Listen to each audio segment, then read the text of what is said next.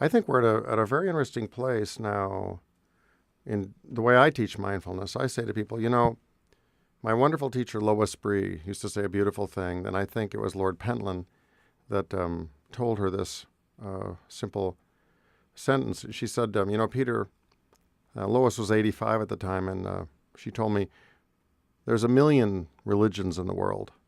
The vast majority of them go nowhere. And the small number that really go somewhere all meet at the top of the same mountain.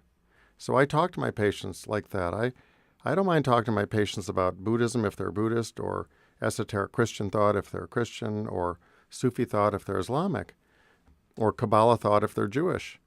Because every one of these great religions has an esoteric mindfulness part. And I think it's not my job to proselytize and say, you should be in this religion or that one. But what I do try to tell them is,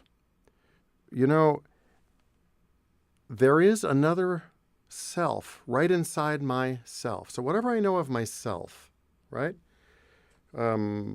People call me this, people call me that. I think of myself this way or that way. So everything that we think of that is myself, there's another self right inside it, but only one.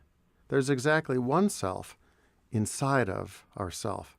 And there's another self inside of that one, and etc. Just like the Russian dolls.